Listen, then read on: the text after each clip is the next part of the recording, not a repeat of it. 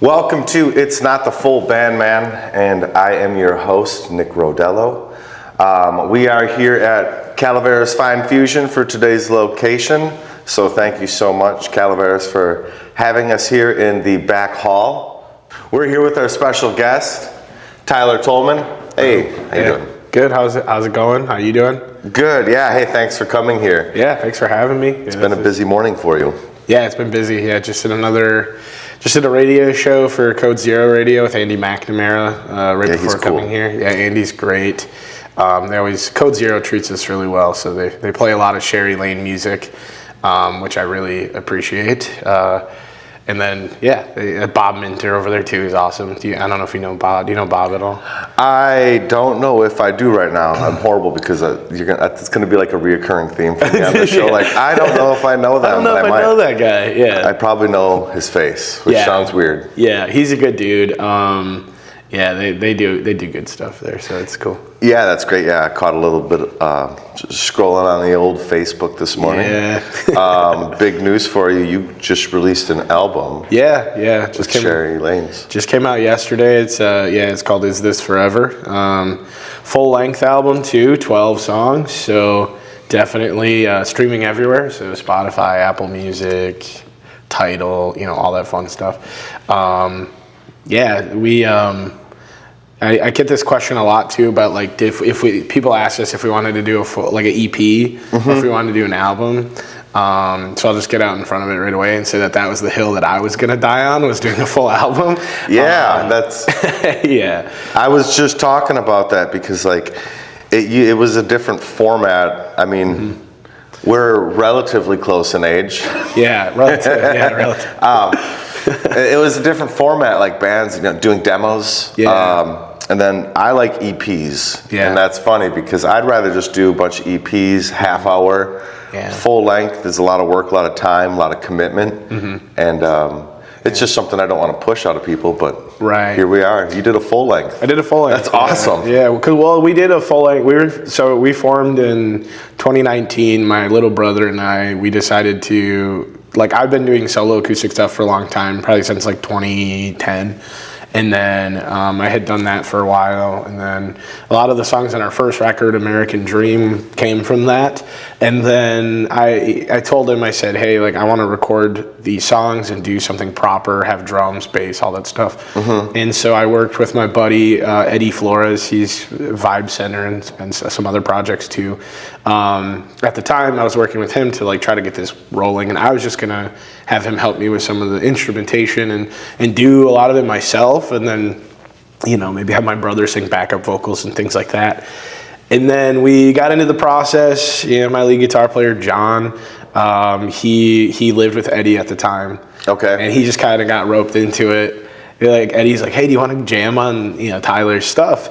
And John and me and Eddie, we all went to Preble High School in Green Bay together. And he was like, yeah, sure, whatever, I'll do it, I'll play lead guitar or whatever.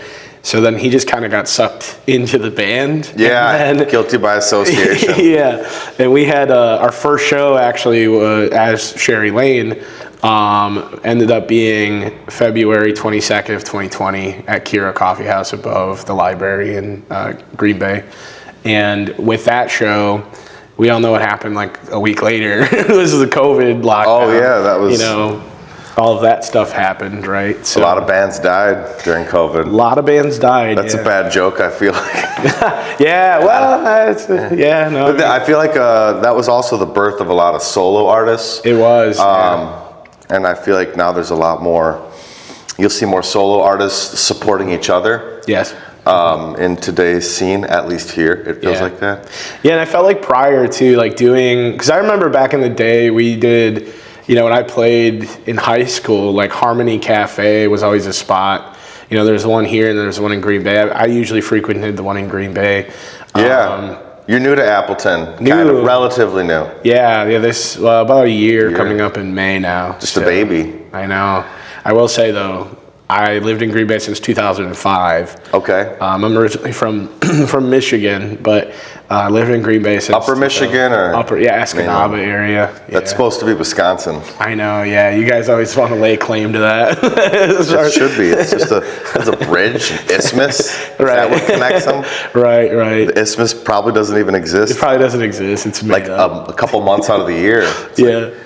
Yeah, it's a weird place up there. It's basically Wisconsin. Like I didn't really move that far. Well, Michigans, they came up through it's like the Bering Strait, and so of Michigan, and that's how you guys got it. Have you ever gone over the Mackinac Bridge, by the way? I have not. I've only made it as far as Escanaba. Oh, Escanaba is the furthest you've got. Did you play a show or something there? Or I up in Marquette a long time ago in the band Five Man. Yeah. Nothing in Escanaba. That was just visiting family. Are you family in Escanaba? I did. I still do. Second cousins. My great grandma was up there. Oh, I see. I was gonna say there's no other reason to visit Escanaba unless you have a show or relatives, and that's really that's the only reason I go. They got a good movie, Escanaba in the Moonlight. With Jeff Daniels. Yeah. Yes, that's a cult classic for us Midwesterners. Totally. Yeah. My Chevy took a shit or whatever, and then they actually in that opening scene, the house that I was living in at the time when I was a kid. Would they actually drive past it in one of the opening scenes when he's going down Main Street in Escanaba? Okay. You can see the yellow house that I lived in. That's great. In the background. Were you living in it at the time? And when was that movie filmed? I don't. Yeah, I think so. Fact checks, I think so, because it was like late 90s. I was born in 95. And we were in that house like after I was like maybe 6 months old, so probably. We'll go back to the album. Yeah. So recording the parts, everybody has their own parts. There's 4 of you. Yeah, there's 4 of us. Yep, it's myself. I play rhythm guitar, write the vocals, and sing lead vocals. And then there's John Vertz, who plays lead guitar. And then Justin Weisler plays bass. And then Maddie Moreau is our drummer. So, yeah, you just did your album release yesterday, but you have your album release show coming up. Yeah, it's on the 19th of April at Badger State Brewing Company in Green Bay. And we also, for us old guys, right, we did a 5 p.m. start time. Oh, that's great. 5 p.m. start time. You can get home before Murder, She Wrote starts. What is that? It's on ABC, right? Murder, She Wrote? Yeah. It's on one of those. Matlock. That's my 2 favorite programs these days. Big Bang Theories, reruns. Let's dig into a little bit here. Yeah.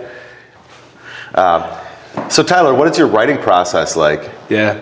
The writing process is, I usually try to find a melody first. So I've talked to people that they write a bunch of lyrics out on, like a notepad or whatever, or in their phone. I mean, I just never found that worked. Like writing out phrases, I like to have them come like subconsciously or something, It's tough for me to write words first. I come up with melodies as well. Yeah. And just kind of start saying stuff until it makes sense. Yeah, that's a lot of gibberish, right? Like in the melody finding process, there's a lot of that gibberish when you're trying to work something. Yeah. Gibberish is good. Yeah. My friend taught me that. We used to rehearse in this band, A Dog Named Sex, and it's a sick band name, by the way. Damn. Yeah, isn't it?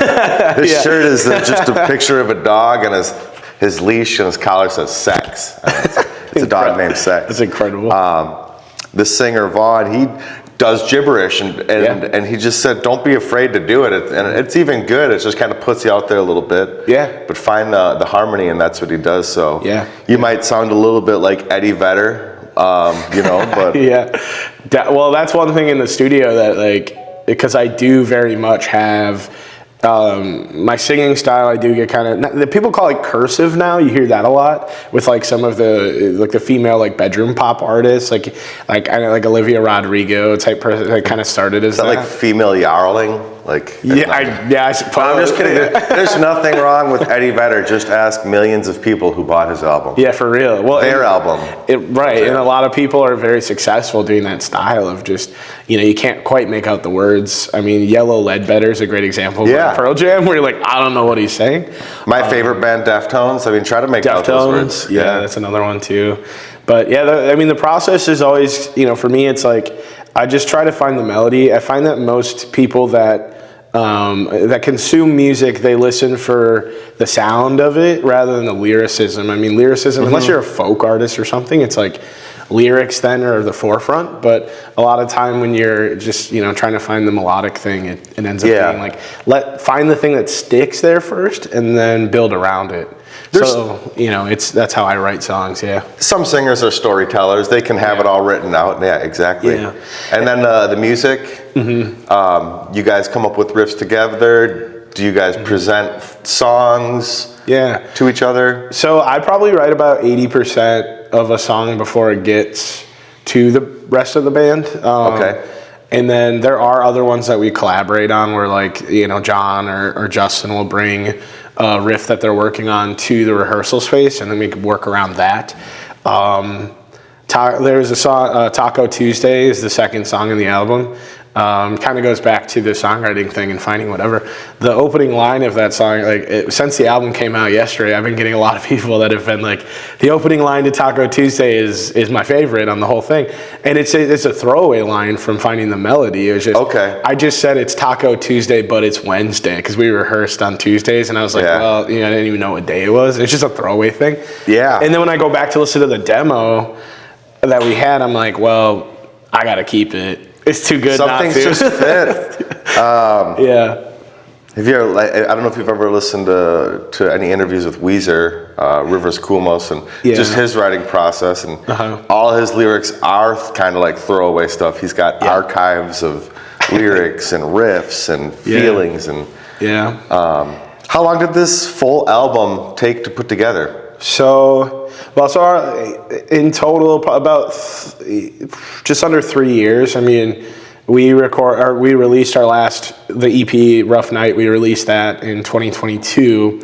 And some of the songs, like the song April 25 on the album, that song was actually supposed to be on Rough Night. And then we shelved it because we didn't feel like it was ready. Then we kind of workshopped it over the leading up to recording this past September when we went and did that. So it's been kind of a culmination of the last roughly 3 years of songwriting and getting to a point where you're like, okay, we have an album, let's go and do it. And then the actual recording process, we recorded at Honeytone in Neenah with Patrick and Jeff over there. Yeah. Fantastic studio. Those guys are awesome. That only took 4 days of tracking 12 songs. So we had everything, tight, ready to go. I always give kudos to our drummer, Maddie. We get there and Patrick, he gave a little chuckle when we were like, he asked us, he goes, how many songs are we going to get through? I said, well, we got 12. And he's like, oh, okay, yeah. And it's like, we have 4 days. Yeah, like with drums, it can take, it can be a real quick process. Yep. Or it can be a painful struggle. Yeah. That metronome can make or break any musician, regardless of the instrument. And we did about half the songs on the album. We did do a click. The other half we didn't. We just did it live in a way.